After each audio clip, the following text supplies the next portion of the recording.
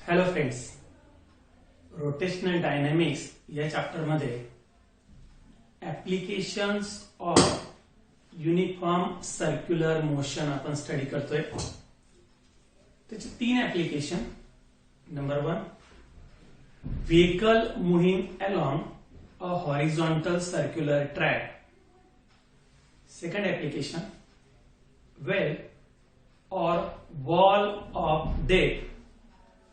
And third, vehicle on bank road.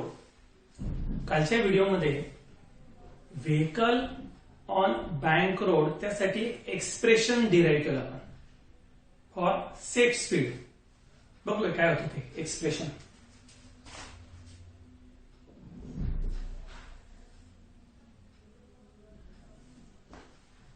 Banking of road मध्ये concept सांगितली होती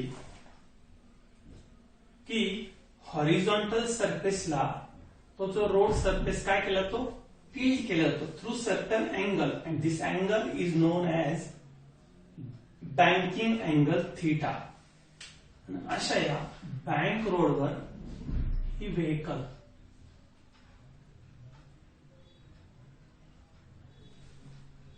आणि त्याचं एक्सप्रेशन डिराईव्ह केलं होतं. V is equal to under root of R G tan theta.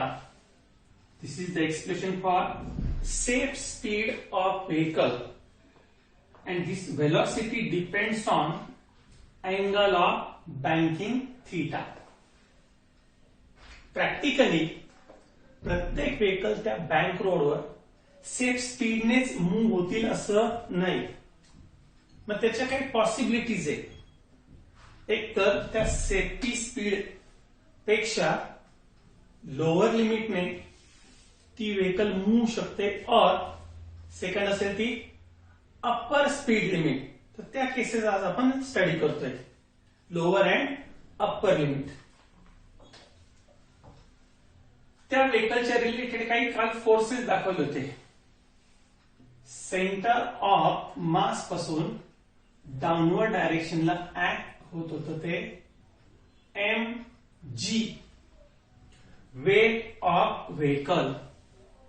And second one is the normal reaction n, which is perpendicular to the surface. आता दुसरी concept आहे.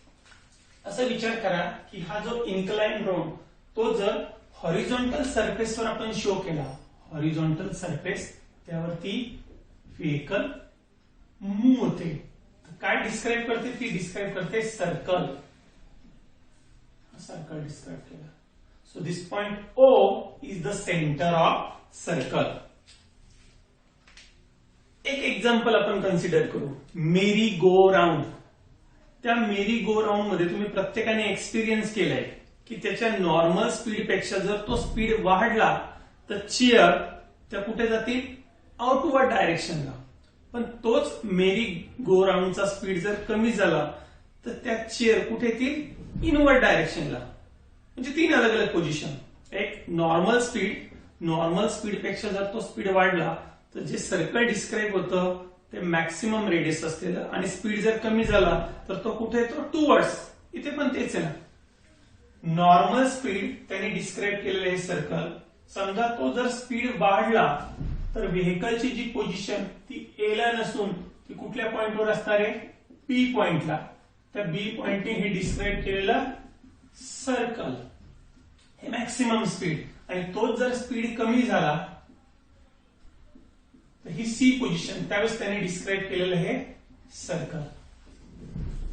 इन शॉर्ट असं म्हणू शकतो आपण की ज्या वेळेस त्याचा स्पीड कमी होतो तर ती व्हेकल त्याची पोझिशन असते टुवर्ड्स द सेंटर, आणि स्पीड जर वाढला तर त्याची पोझिशन असते away from the centre, inward direction, outward direction.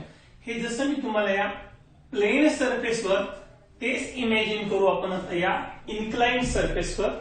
आणि त्या इन्क्लाइंड सरफेसची पहिली केस, जे स्पीड लिमिट ते जर मिनिमम असेल तर, म्हणजे इमॅजिन करा की ही बॉडी डाऊनवर्डला मूव्ह होते, डाऊनवर्डला. तर त्यावर अदर काही फोर्सेस ऍक्ट होतील आणि त्यावर आज आपण सेकंड एक्सप्रेशन डिराइव्ह करणार.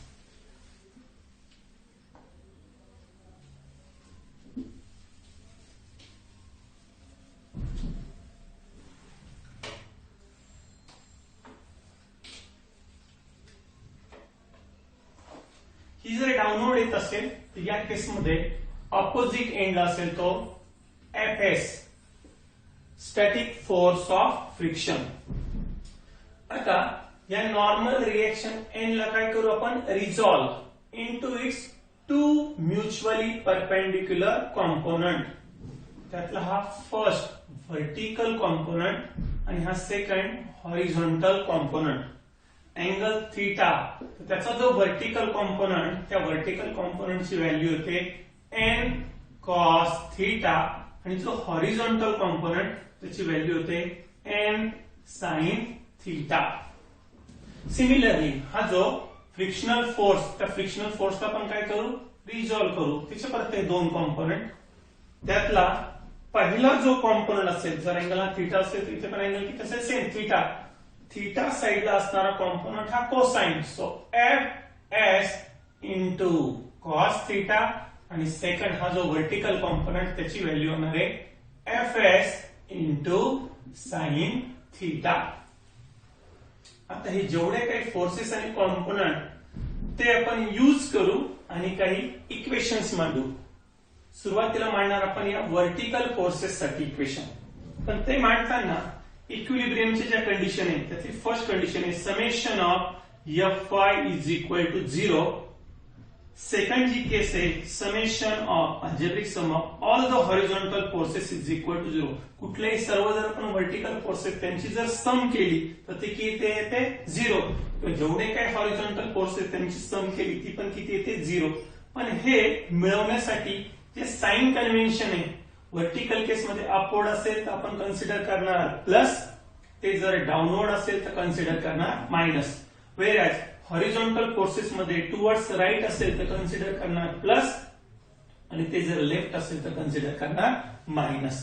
सुरुवातीला व्हर्टिकल साठी आपण काय करू, इक्वेशन्स मांडू. मग व्हर्टिकल मध्ये कुठले कुठले फोर्सेस आणि कुठले कुठले कॉम्पोनंट आहे, दिसतं बघा. N cos theta, F S sine theta, ते एकाच साइडला असल्यामुळे त्यांची काय होणार आहे ऍडिशन आणि त्याला बॅलन्स करणार ती वेट एम जी. यावरून इक्वेशन म्हणतोय M G is equal to, या दोघांची काय होणार आहे addition, N cos theta plus F S into sine theta. याला रिप्रेझेंट करू इक्वेशन नंबर 1. सिमिलरली जर हा कॉम्पोनंट बघितला तर याची डायरेक्शन असणार आहे toward the centre. So this N sine theta acts as centripetal force. Centripetal force is equal to N sine theta आणि सेंट्रीपिटल फोर्स त्याची व्हॅल्यू आहे M V square upon R which is equal to N sine theta. पण आपण जर बघितलं तर other एंडला एक कॉम्पोनंट आहे F S cos theta. Resultant forces जर फाइंड आउट करायचे असेल, सपोज टग ऑफ वॉर, त्यामध्ये क्लिअर माहिती आहे की या साइडला जर तो 10 न्यूटनचा फोर्स असेल, अदर एंडला जर 2 न्यूटनचा फोर्स असेल तर रिजल्टंट हा होत असतो 8 newton. So this 10 minus 2 is equal to 8. तीच कन्सेप्ट इथे यूज करू आपण. या एन साइन थीटाला ऑपोज करणारा कोणता कॉम्पोनंट आहे एफ एस कॉस थीटा. त्या दोघांचं जे डिफरन्स आहे तो असेल रिझल्टंट सेंट्रीपिटल फोर्स. तो M V square upon R is equal to N sine theta minus F S cos theta. याला रिप्रेझेंट करू इक्वेशन नंबर 2. आता mathematical calculation. Equation 2 divided by equation 1. Equation 2 divided by equation 1. M v square upon r त्याला divide केले. M g is equal to right side n sin theta minus fs into cos theta divided by n cos theta plus fs into sin theta. M get cancel. R into G, RG. So V square upon RG is equal to N sin theta minus Fs cos theta divided by N cos theta plus Fs into sin theta. हे जे E book आलेले आहे त्या E book मध्ये यातल्या काही step skip करून direct त्यांनी फायनल एक्सप्रेशन दिले. Final expression for velocity. तर मी यामध्ये काही त्या स्टेप नवीन ऍड करतोय. यानंतरची स्टेप असेल dividing both numerator and denominator by N cos theta. Dividing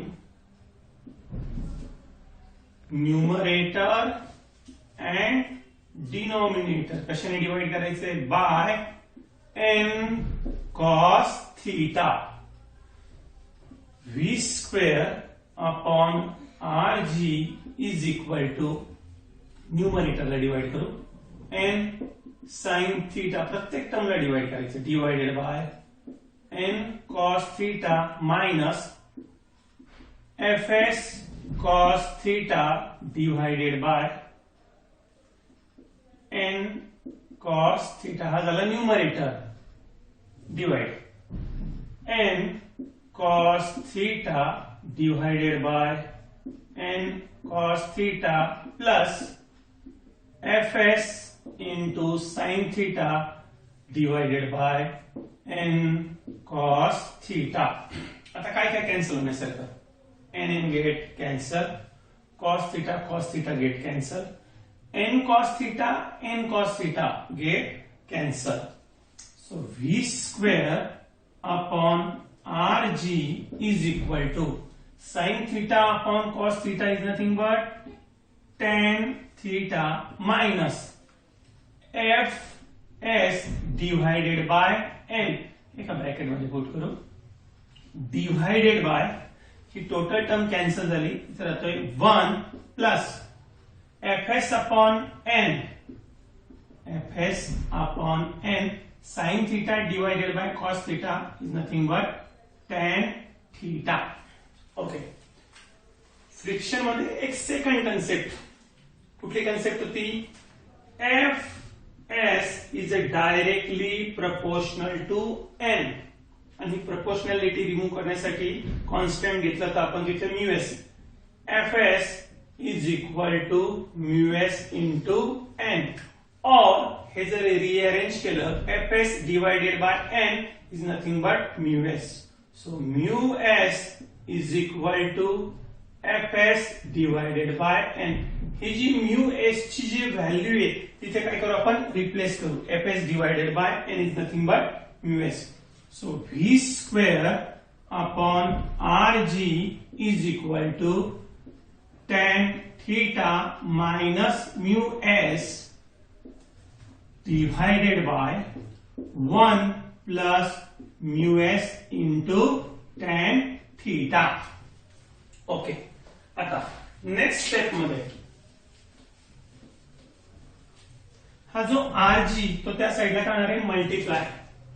so V square is equal to RG in bracket tan theta minus mu s divided by 1 plus mu s into tan theta.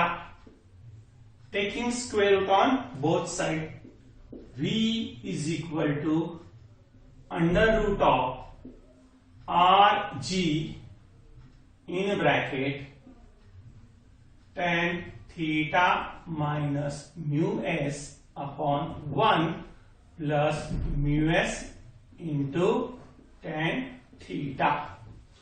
आता हे जे expression आहे यामध्ये ही limiting value कोणती consider केली आपण? Lower limit. So this velocity is also known as v minimum.